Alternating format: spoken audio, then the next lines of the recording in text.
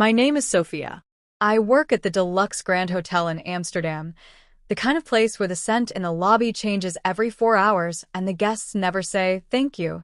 I wear a pale blue uniform, my name tag slightly crooked, and I carry a cart full of folded towels and overpriced shampoos.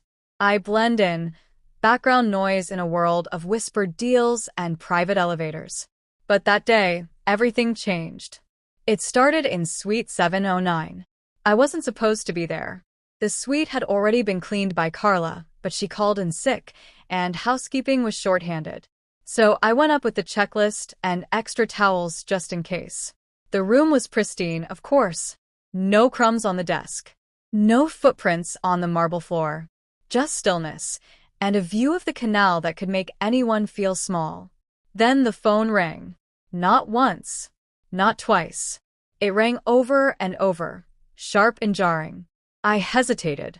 We're not supposed to answer guest phones. But something about the sound, so persistent, almost desperate, made me reach for it.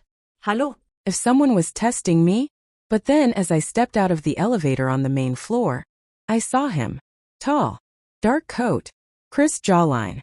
Eyes that scanned the room like they owned it. He walked straight to the concierge and handed over a black card with his name embossed in silver. David Voss. I didn't sleep that night. I lay on my narrow mattress in the attic room I rented above a bakery, staring at the ceiling, replaying the call in my mind. The voice. The warning. Suite 709.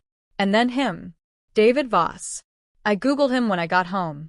He wasn't exactly a ghost, but close. CEO of Voss Tech International. Dutch-British dual citizenship. His company dealt with AI infrastructure and biometric security, which meant nothing to me except that he was the kind of rich who wore silence like a weapon. I wasn't sure what scared me more, that I'd heard something I shouldn't have, or that he knew someone had picked up that call. The next morning, I returned to the hotel like nothing had happened. I kept my head down, changed linens, scrubbed mirrors, smiled at guests with diamond watches and cold eyes. And then the call came again, not the phone, him. It was noon when I pushed my cart onto the 7th floor. I wasn't assigned there, but I'd promised to help Natalie with some extra towels. When the elevator doors opened, he was standing right there. David Voss. His suit was tailored so sharply, it looked like it might slice air. He had one hand tucked in his pocket, the other holding a leather phone case. He looked up, and for one heartbeat, maybe two, our eyes locked. I looked away first. My cart bumped against the wall. "You're not usually on this floor," he said. His voice was calm, crisp, Dutch with a British undercurrent. I blinked. Just enough to lower his voice. "If you did," he said, "I'd prefer honesty." I looked up. Why would I lie about a phone call? His lips twitched the faintest smile.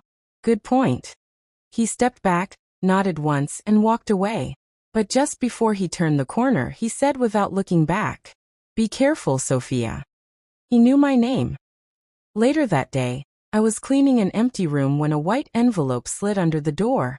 No knock. No footsteps. I rushed to open it. Inside was a note handwritten. Café de Liefde. 9:30 tonight. Come alone. No signature. But I knew exactly who it was from. The streets of Amsterdam were quieter than usual that night. A soft drizzle blurred the glow of street lamps into halos. I walked fast, coat clutched around me, boots tapping against cobblestone. Café de Liefde was tucked beside a canal, dimly lit, with ivy creeping along its brick walls. Inside, it was nearly empty. Just a bartender polishing glasses and two men speaking quietly in the back. Placed a few euros on the table and walked out. Back at the hotel the next day, something changed. Room 709 was marked Do Not Disturb. A new guest checked in under a fake name, but I recognized him from the cafe, one of the quiet men in the back. A USB drive had been left under the bed in 612. A towel bin had a phone taped to the inside. The 7th floor was unnaturally quiet. The kind of quiet that hums in your ears, makes you second-guess your footsteps. I crouched behind the corner near the service lift, heart pounding. The shadow I'd followed stopped at Suite 709. He didn't knock. He hung up, then turned to me. "You're not just involved anymore, Sophia. You're the target." The wire was small, almost invisible, taped just under my collarbone. My skin buzzed with nerves as David adjusted the receiver and checked the frequency. "Whatever happens," he said quietly, "don't let him know you're scared." We were in the maintenance closet, 10 feet from the staff bar where the man from the call, Peter, was supposed to meet me. I wore a plain blouse and black skirt. Hotel uniform. Harmless. Forgettable. But tonight I wasn't invisible into the hallway like mist. David was waiting when I got back to the stairwell. "What did he say?" I held up the flash drive. "Something you need to explain." His jaw clenched. "Not here." We went to the rooftop, away from cameras, ears, everything. He took the flash drive. Looked at me. "My sister's death wasn't an accident," he admitted. "But Peter wasn't trying to expose the truth. He caused it." I froze. He was obsessed with her. She found out about his smuggling operation. When she threatened to report it, she disappeared. We never found her body. My throat tightened. "And you never told the police?" "They buried it. Too much money. Too many connections. And now I'm undoing what they buried."